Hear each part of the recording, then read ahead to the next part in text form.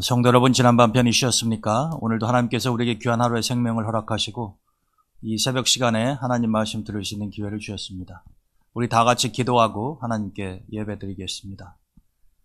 하나님 감사합니다. 오늘도 저희들에게 귀한 하루의 생명을 주시고 새날의 문을 열게 하셨으니 하나님께서 은혜를 베푸시고 또 오늘 이 아침에 주시는 귀한 생명의 말씀을 통하여 저희가 진리를 깨닫고 그 말씀대로 살아갈 수 있도록 도와주시기를 간구합니다.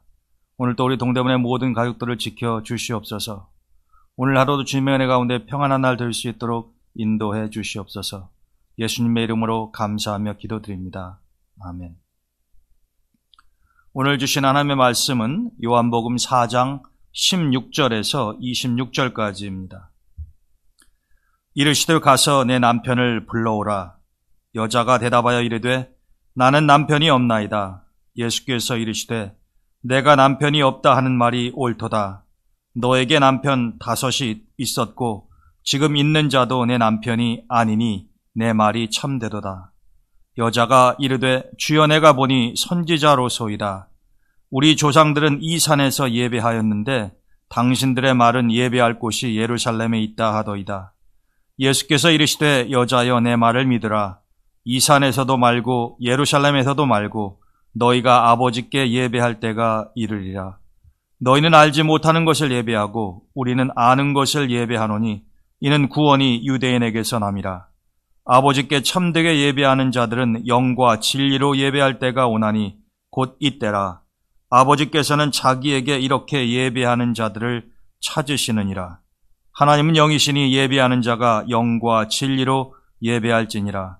여자가 이르되 메시아 곧 그리스도라 하는 이가 오실 줄을 내가 아노니 그가 오시면 모든 것을 우리에게 알려주시리이다. 예수께서 이르시되 내게 말하는 내가 그라 하시니라. 아멘. 우리가 지난번에 예수님과 슈가성 여인이 만나는 첫 번째 장면을 살펴보았습니다. 오늘은 그 연장선상에서 예수님과 슈가성 여인의 두 번째 이야기를 통해서 은혜를 받고자 합니다. 지난번 예수님께서 사마리아 지역에 오셔서 이 슈가성 여인을 만나셨을 때 예수님으로서는 참으로 파격적인 행보를 하셨다는 말씀을 드렸습니다. 왜냐하면 유대인들은 사마리아 지역을 통과하지를 않고 더군다나 유대인 남자가 그것도 랍비인 예수님이 사마리아 여자와 이야기한다고 하는 것은 상상할 수가 없는 것이었습니다. 그럼에도 불구하고 예수님께서는 사람들이 만들어 놓은 유대인과 사마리아인, 유대인 남자와 이방 여인 이런 인위적인 장벽을 허무시고 또 이 여인과 대화하는 가운데 주님께서 영원한 생수를 주시는 분이다라고 하는 것을 알게 해 주셨습니다. 오늘 본문의 말씀은 그 이후에 예수님께서 이 슈가성 여인에게 내 남편을 데려오라라고 하는 말씀을 하면서 이게 또 대화가 이어지는 장면을 우리가 볼 수가 있습니다. 여러분, 이 슈가성, 우물가의 여인으로 복음성가로도 널리 알려진 사람이고 우리에게는 굉장히 익숙한 이야기 아닙니까? 근데 여러분들 이 슈가성이 어디에 있느냐 하면 오늘날은 나블루스라고 하는 그런 지명으로 불리는데 우리가 이 이스라엘의 지형을 보게 되면 이 그리심산과 에발산이 있고 그 인근에 세겜이라고 하는 그 유명한 도시가 있습니다. 이 슈가는 원래 이름은 슈가성이 아니고 그냥 슈가인데요. 이 슈가는 이 세겜에서 멀지 않은 지역에 있었습니다. 세겜, 아브라함 때부터 아주 널리 알려져 있고 역사적인 도시이죠. 근데 이 슈가성이 바로 이 세겜에서 그리 멀지 않았다라고 하는 것입니다. 그리고 거기에는 요셉의 무덤이 있었고 야곱의 우물이 있었습니다. 근데 여러분, 이 여인이 살고 있는 슈가성에서 야곱의 우물까지는 사실 가까운 거리가 아닙니다. 우리가 요한복음 본문의 말씀을 통해서는 이 여인이 그냥 슈가에 사는데 야곱의 우물에 물을 길러왔다 이렇게 되어 있으니까 보통 우리는 집에서 100m, 200m 정도 떨어진 곳에 우물을 연상하기 쉽지 않습니까? 그러나 실제적으로는 이 여인이 살고 있던 수가라고 하는 곳에서 야곱의 우물까지는 약 1.6km 정도가 됩니다. 그러니까 상당히 먼 거리라고 하는 것을 알 수가 있죠. 왜 우리가 여러분 아프리카에 또 동남아시아에 많은 우물들을 파주지 않았습니까? 특별히 아프리카 같은 경우에는 아이들이 물을 길러 가려면은 보통 2km, 심지어는 5km까지 걸어갔다가 다시 무거운 물통을 짊어지고 집으로 돌아오는 것이 다반사다라고 하는 것입니다. 그러니까 이 수가성 여인이 살던 그 시대에도 이 야곱의 우물에 물을 길러 오려면은 상당히 먼 거리를 걸어왔어야 함을 알 수가 있다라고 하는 것입니다.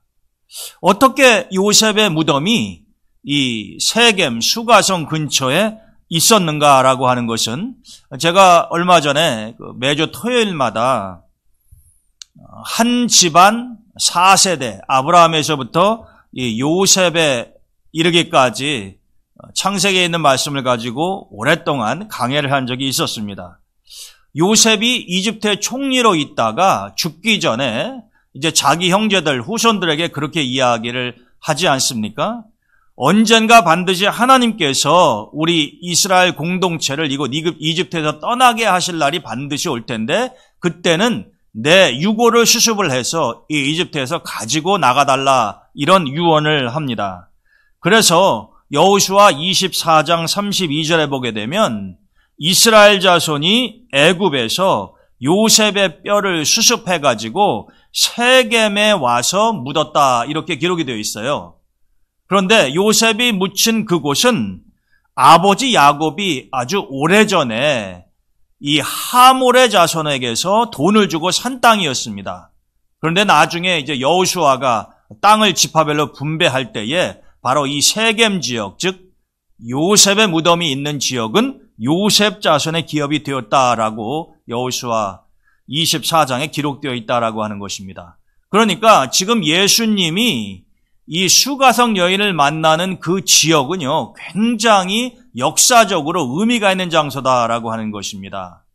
수가가 세겜에서 가까웠고 이 세겜 지역은 요셉 자손의 땅이었고 거기에는 요셉의 무덤이 있었는데 거기에 또 야곱의 우물이 있었다는 것 아닙니까? 그러니까 이 여인이 이 야곱의 우물에 물을 길러 온 것인데 근데 우리는 성경 어디를 봐도요 사실 야곱이 우물을 팠다는 이야기는 찾아볼 수가 없습니다.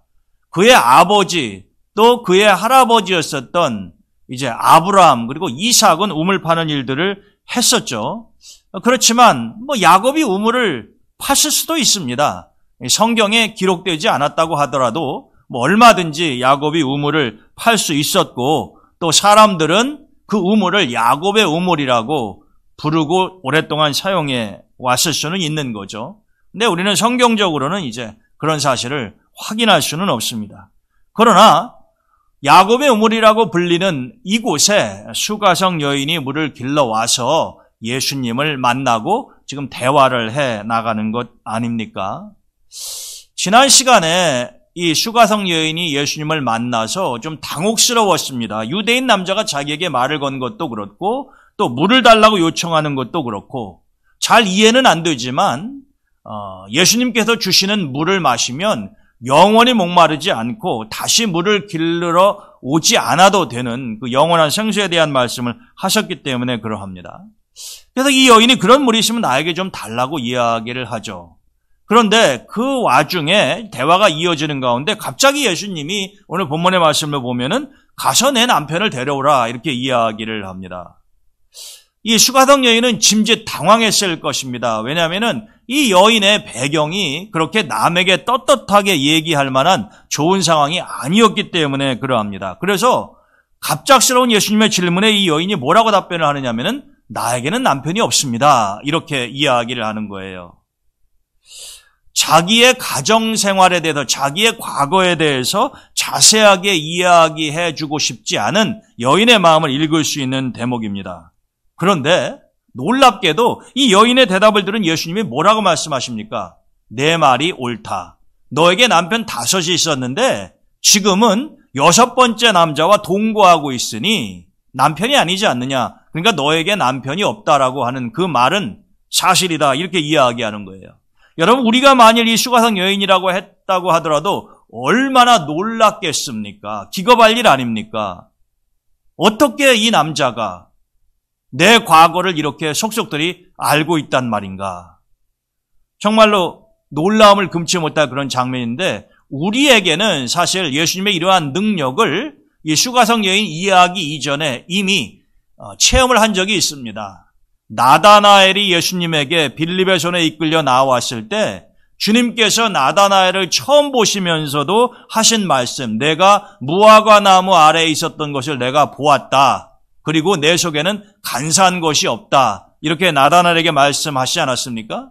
처음 만났는데, 그리고 나다나엘이 앉아 있었던 무화과 나무는 예수님의 시야에 들어있는 그런 가까운 곳이 아니었는데도 예수님께서는 나다나엘에게 그런 놀라운 능력을 보여주셨다라고 하는 것입니다. 이 슈가성 여인의 경우도 마찬가지죠. 눈에 보이는 나다나엘처럼 가시적인 무화과 나무는 아니지만은 이 여인의 과거의 삶 그리고 현재의 모습을 속속들이 알고 계시는 것 아닙니까? 그래서 여러분, 우리가 이 나다나엘 혹은 이 슈가성 여인의 모든 것을 다 알고 계시는 주님의 모습을 보면서, 그렇다면 예수님이 나의 모든 것을 속속들이 알고 계시지 않을까? 한번 질문해 봐야 되고요. 당연히 그렇습니다. 당연히 예수님은 우리의 모든 것들을 다 알고 계시고요. 속속들이 들여다보고 계신다라고 하는 것입니다. 우리가 하나님의 눈길, 주님의 눈길과 손길을 피할 수 있는 곳은 존재하지 않는다라고 하는 것입니다. 그런데도 어리석게 인생들은요, 자신들이 하나님의 눈길을 피할 수 있다고 착각하는 경우가 많습니다. 이것만큼은 아무도 모를 거야 라고 생각하고 엉뚱한 일을, 하나님이 기뻐하지 않는 일을 행하는 경우도 많지 않습니까? 그렇지만 빛이 비치지 않는 곳에만 어두움이 존재하는 것인데, 이 하나님의 빛이 가리워질 만한 그런 어두움은 어디에도 존재하지 않는다라고 하는 것이죠. 이렇게 예수님께서 말씀하시니까 이 여인의 반응이 오늘 본문 19절에 보게 되면은, 여자가 가로되 주여 내가 보니 선지자로서이다. 자, 여러분, 우리가 이 요한복음 4장 본문에 나와 있는 이 말씀을 좀 주의 깊게 살펴보면은요, 이 슈가성 여인이 예수님을 부르는 이 용어가 변화되어 가고 있음을 알 수 있습니다. 대화가 진행되면서 예수님을 부르는 이 호칭이 바뀌어져요.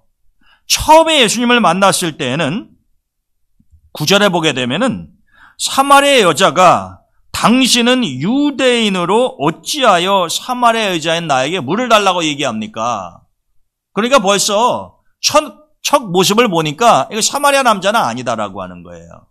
뭐 사마리아 남자가 그렇게 뜨거운 태양볕이 내리쬐는 정오 시간에 우물에 와서 앉아 있을 일도 없다라고 하는 것입니다. 그래서 이 여인은 예수님을 보자마자 유대인이라고 하는 것을 알았어요. 근데 유대인 남자가 자기에게 물을 달라고 하는 엄청난 일이 지금 발생하고 있는 것입니다. 그래서 이 여인이 이야기하죠. 당신은 유대인 남자다라고 하는 겁니다. 그런데 예수님께서 생수 이야기를 하고 나한테 물을 좀 줬으면 좋겠다 그렇게 이야기를 하니까 11절에 보게 되면 여자가 이르되 주여 물 기를 그릇도 없고 이 우물은 깊은데 어디서 도대체 생수를 얻겠습니까? 이렇게 이야기해요. 유대인 남자였다가 당신은 유대인 남자입니다 라고 퉁명스럽게 이야기하다가 이제는 주여라고 하는 표현을 씁니다. 이 여인이 사용하는 주여라고 하는 표현은 우리가 흔히 이야기하는 주님이라고 하는 메시아, 그리스도라고 하는 그런 의미가 아닙니다. 요즘으로 말하면 미스터예요, 미스터. 아무개 씨. 조금 존칭의 의미가 담겨져 있죠. 그런 정도의 뉘앙스라고 하는 겁니다. 그래도 얼마 전에 당신은 유대인 남자다라고 하는 표현보다는 조금 더 공손해졌다라고 하는 것을 우리가 알 수 있지 않습니까? 그리고 예수님께서 내 남편을 데리고 오라고 말씀하시고 난 다음에는 어떻게 바뀝니까? 주여 내가 보니 선지자로서이다. 보통 분이 아니다라고 하는 거죠. 그러니까 이 여인은 예수님 처음 만나서 대화를 이어가는 가운데 예수님에 대해서 보다 더 깊이 알아가고 있는 과정이라고 하는 것을 우리가 지금 확인할 수가 있는 것 아닙니까? 자, 그러면서 남편을 데려오라고 그렇게 했던 대화가 이제는 예배로 넘어가는 것을 알 수가 있습니다. 이 여인이 예수님에게 이렇게 물어봅니다. 우리 조상들은 이 산에서 예배하였는데 이 산이 어떤 산일까요? 바로 그리심산입니다. 제가 아까 말씀드렸던 것처럼 이 세겜과 수가는 굉장히 가까운 지역에 밀집되어 있었는데 그 세겜과 이 수가 뒤편에 두 개의 큰 산이 있었어요. 그게 하나는 그리심산이고 하나는 에발산입니다. 여호수아 시대 때부터 아주 유명한 축복과 저주의 산 아닙니까? 그 여인이 이렇게 이야기하는 거예요. 우리 사마리아 사람들은 이 산, 즉 그리심산에서 예배를 드리는데 내가 듣자하니 당신들, 즉 유대인들의 말에 의하면은 예루살렘에서 하나님께 예배를 드려야 된다고 하는데 어떤 게 맞느냐라고 물어보는 겁니다. 이 여인은 진정으로 하나님께 예배를 드리고 싶은 마음이 있는 것 같아요. 그런데 이게 혼란스러웠던 모양입니다. 자기는 계속해서 그리심산에서 예배를 드려오는데 자기가 듣자 하니 저 예루살렘에 있는 유대인들은 그곳 시온산에서 예배를 드려야 된다라고 이야기하니까요. 어느 장소가 정말로 하나님께 진정한 예배를 드릴 수 있는 곳인지 이 수가성 여인은 굉장히 궁금했었던 것 같아요. 중요한 질문이기도 합니다. 올바른 예배 장소를 알아야 거기에서 하나님이 연락하실 만한 제사를 드릴 것 아니겠습니까? 그런데 예수님의 대답은 의외였습니다. 이것도 아니고 저것도 아닌 다른 안을 제시하시는 것 아닙니까? 주님께서 말씀하시기를 이 산에서도 말고 즉 그리심산도 아니고 예루살렘 시온산도 아니다라고 하는 것입니다. 시온산 성전산이라고 불리는 그곳에는 솔로몬이 지었었던 성전이 계속해서 이어져가는 거룩한 장소 아닙니까? 근데 예수님께서는 그리심산에서도 시온산 성전에서도 아니다라고 이야기하는 거예요. 이거는 사실 굉장히 파격적이고 충격적인 이야기라고 우리가 생각할 수가 있습니다. 그러면 도대체 어디냐라고 하는 거예요. 근데 예수님이 그리심산도 아니고 시온산도 아니라고 말씀을 하시면서 어떤 제3의 장소를 말씀하시는 것이 아니라요. 하나님은 영이시니 예배하는 자들은 영과 진리로 예배해야 된다라고 말씀을 하십니다. 여인은 장소에 대한 질문을 했는데 예수님의 답변은 장소에 대한 질문이 아니라 답변이 아니라 예배의 본질에 관한 것입니다. 다시 말씀드리면요.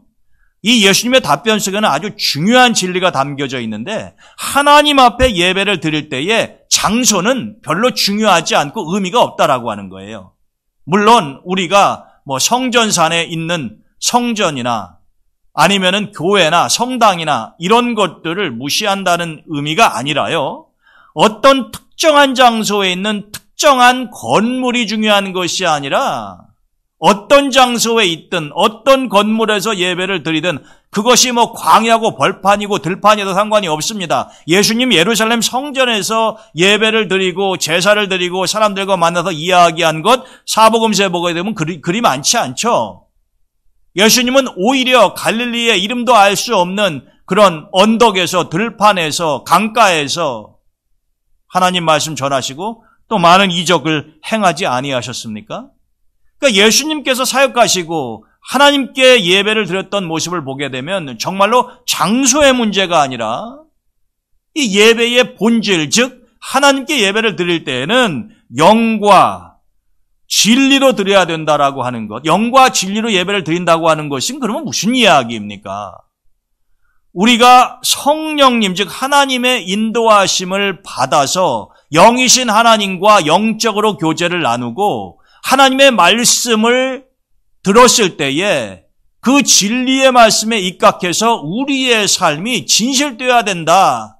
그런 모습 자체가 바로 하나님께 예배 드리는 것이다. 예배라고 하는 것이 어떤 특정한 장소에 11시에 모여서 1시간 예배를 드리는 것, 그것이 진정한 예배가 아니다라고 지금 말씀하시는 거예요.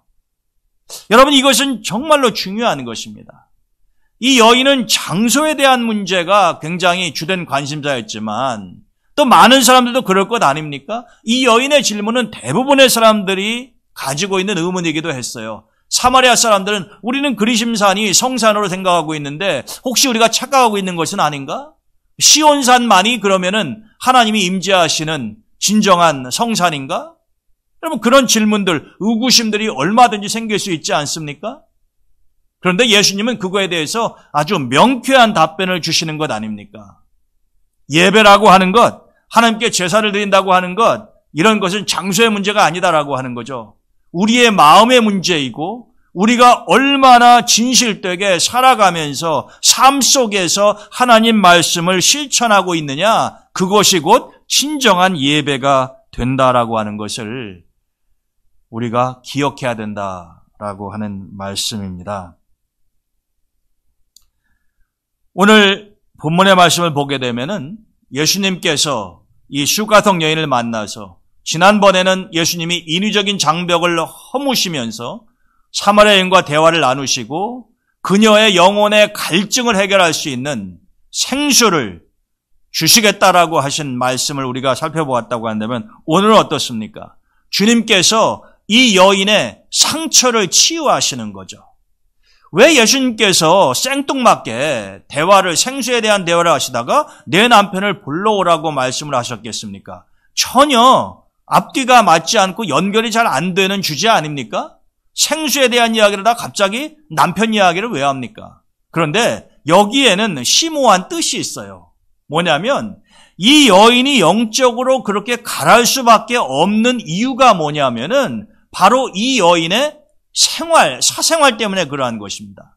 여러분 한번 생각을 해보십시오. 무슨 이유인지 구체적으로 기록되어 있지는 않지만 남편이 5명이나 있었고 지금 6번째 남자와 동거하는 이 여인의 삶이 얼마나 곤고하고 많은 상처가 있었겠습니까? 얼마나 주변 사람들이 많이 수군거렸겠어요. 그러니까 이 여인이 누구도 물을 길르러 오지 않는 그 뜨거운 햇볕 아래 정오에 물을 길러 오는 것 아니에요? 사람을 만나는 게 두려운 것입니다. 무슨 이야기하는 것 듣기를 원치 아니하는 거예요. 그러니까 이 여인의 개인적인 삶이, 그 배경이 이 여인에게는 참으로 씻을 수 없는 깊은 상처로 남아있는 것입니다. 그런데 예수님께서는 그 상처가 치유되지 않는 한 그 여인의 영혼의 갈증은 해결이 안 된다고 보시는 것이에요.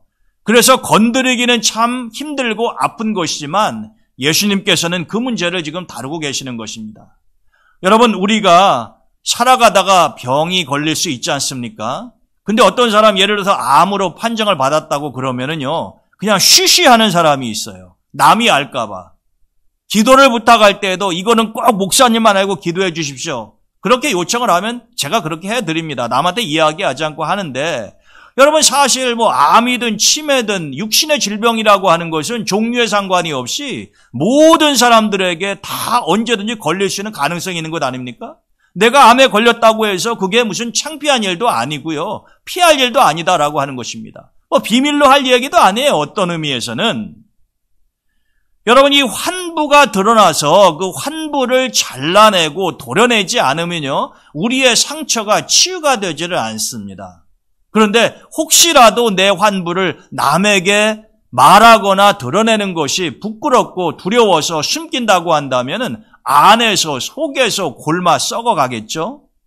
그러면서 우리의 병은 더욱더 깊어질 것입니다. 나중에는 손을 쓸 수 없을 그런 상태가 될 수 있다는 거죠. 여러분, 지금 이 여인의 사생활은, 남편의 문제는 이 여인에게는 암적인 존재예요. 누구도 알아서는 안 되고 말하고 싶지 않고 숨기고 싶은 과거의 비밀이라는 겁니다. 그런데 예수님 앞에 숨겨질 수 있는 비밀은 없는 것이죠. 그리고 예수님은 비록 이 여인이 아픔을 느낄지는 모르겠지만 그 환부를 도려내기 위해서 지금 이 이야기를 하고 있는 것입니다. 처음에는 좀 당황스럽고 아픔이 있었을지 모르겠지만 예수님이 자기 남편 이야기를 하고 자기도 예수님과 대화를 나누는 가운데에 이 여인은 그 상처가 놀랍게도 치유되는 경험을 했을 겁니다. 여러분, 왜 우리도 그런 유사한 경험 많이 하지 않습니까? 속이 너무나 답답하고 힘들었는데 누구를 만나서 내 속마음을 다 털어놓고 이야기하면은 나도 모르게 속이 시원해지고 치유받는 듯한 느낌을 갖는 때가 있잖아요. 마찬가지입니다. 이 여인도, 더군다나 이 여인이 만난 사람이 보통 사람입니까? 하나님의 아들 예수 그리스도 아닙니까? 모든 만병의 상처를 치유하시는 분 아니십니까? 그렇기 때문에 예수님은 근본적으로 이 여인의 아픔을 가중시키기 위해서 그런 것이 아니라 상처를 헤집기 위해서 그런 것이 아니라 그것을 드러내므로 이 여인의 상처를 근본적으로 치유해 주시고 그 여인의 영혼의 갈증을 해소시켜 주기 위해서 이렇게 하신 것이다 라고 하는 겁니다. 그리고 이 여인이 관심을 가지고 있었던 하나님께 예배를 드리는 문제에 있어서도 본질적인 것을 말씀하시죠. 우리는 예수님과 이 슈가성 여인의 만남, 이 두 번째 오늘 본문의 말씀을 통해서 예수님은 우리의 상처를 치유하시는 분이라고 하는 것을 알 수 있습니다. 또 그것을 우리가 명심을 해야 합니다. 예수님 앞에 모든 것들을 감추지 말고 그대로 드러내는 것이 지혜로운 것이에요. 상처를 드러내야 그 환부를 드러내고 치유받을 수 있는 길이 열리는 것입니다. 숨기는 것만이, 덮는 것만이 능사가 아니다라고 하는 거죠. 그 어떠한 상처도 주님은 치료하실 수 있습니다. 상처가 없는 인생은 없어요. 그래서 정호승이라고 하는 시인이 풀잎에도 상처가 있다라고 하는 시 가운데에 풀잎에도 상처가 있다. 잎에도 상처가 있다. 너와 함께 걸었던 들길을 걸으면 들길에 앉아 저녁 노을을 바라보면 상처 많은 풀잎들이 손을 흔든다. 상처 많은 꽃잎들이 놀랍게도 가장 향기롭다. 여러분, 모든 인생, 여러분들과 제 인생도 마찬가지입니다만 우리는 상처가 다 있어요. 근데 감사하게도 예수님께서는 이 슈가성 여인뿐만 아니라 우리의 상처도 치유해 주기를 원하신다라고 하는 거죠. 근데 우리가 그 환부를 드러내지 않는 한은 예수님도 강제적으로 치료하지는 않으신다라고 하는 거죠. 두 번째로 예수님은 오늘 예배의 본질에 대해서 말씀해 주고 계십니다. 예배의 본질은 장소의 문제가 아니라는 거죠. 우리의 태도요, 우리의 삶의 모습이 바로 예배와 직접적으로 연관되어 있다고 하는 것을 주님은 가르쳐 주시는 것입니다. 하나님께 드리는 진정한 예배는 영과 진리로 우리의 삶 가운데에서 하나님 말씀을 실천하는 가운데 나타나는 것이지 그리심산도 시온산도 거창한 교회도 아름다운 성당도 아니다라고 하는 것을 우리는 반드시 명심하고 하나님께 드리는 예배가 하나님이 받지 못하신다면 무슨 의미가 있겠습니까? 저는 오늘 이 아침에 주시는 하나님의 말씀을 통해서 여러분들의 상처가 주님 안에서 치유받는 역사가 있기를 축원을 드립니다. 또 우리가 하나님 앞에 예배를 드릴 때에 교회가 얼마나 크냐, 얼마나 좋은 장소에 있냐 이런 것들은 본질이 아니니 우리가 비록 들판에서 강가에서 산에서 예배를 드린다고 하더라도 늘 신령과 진정으로 함께 예배를 드리고 우리의 삶 자체가 진실된 모습으로 바뀌어 그것 자체가 하나님께 예배로 드려지는 역사가 있기를 주님의 이름으로 축원드립니다. 오늘도 주님의 은혜 가운데 좋은 하루 되시기를 바랍니다. 여러분들 늘 기도에 힘쓰시고 중보하실 때에 우리 교회를 위해서 자녀들과 환우들을 위해서 기도해 주시기를 바랍니다. 자, 기도하고 오늘 새벽 예배 마치겠습니다. 하나님 감사합니다. 오늘 또 귀한 생명의 말씀을 들려주셨으니 우리의 모든 상처를 하나님이 치유해 주시고 우리가 신령과 진정으로 예배하는 하나님의 귀한 백성들이 될 수 있도록 인도해 주시옵소서. 예수님의 이름으로 감사하며 기도드립니다. 아멘.